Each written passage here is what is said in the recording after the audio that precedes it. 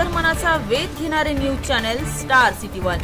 राज्यातील आणि देशातील राजकीय घडामोडी पाहण्यासाठी आणि इतरही बातम्या पाहण्यासाठी सबस्क्राइब करा स्टार सिटी वन।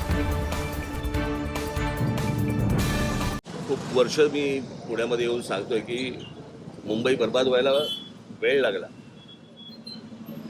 पुणे बर्बाद व्हायला वेळ नाही लागणार हे मी गेले अनेक वर्ष सांगतोय आणि त्याचंच हे चित्र आहे सगळं।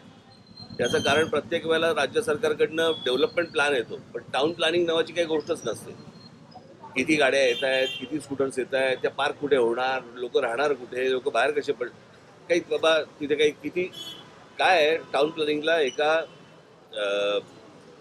काही काय म्हणू आपण त्याला, काही हजार लोकांसाठी, काही लाख लोकांसाठी, लाख नाही पण हजार लोकांसाठी तिथे काही ज्या उपाययोजना कराव्या लागतात। म्हणजे उदाहरणार्थ तिकडे हॉस्पिटल असावं लागतं, कॉलेज असावं लागतं, शाळा असावी लागते, बागा असाव्या लागतात।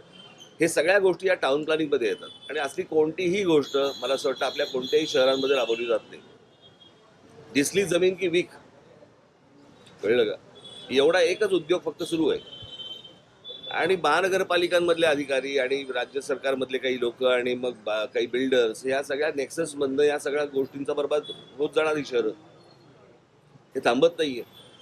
म्हणजे आज पुण्यासारखं शहर जर समजा आपण बघितलं तर एक शहर राहिलेलं नाही आहे, ते 5-5 शहरं झाली आहेत त्याची। मुंबईमध्ये ज्या वेळेला एक लोखंडवाला कॉम्प्लेक्स झालं त्यावेळेला मला असं वाटतं की एक वेगळी मुंबई झाली आहे, पण पुण्यामध्ये जितक्या कमी काळामध्ये ह्या सगळ्या घटना घडल्या किंवा गोष्टी घडलेल्या आहेत हे अद्भुत आहे, विचित्र आहे।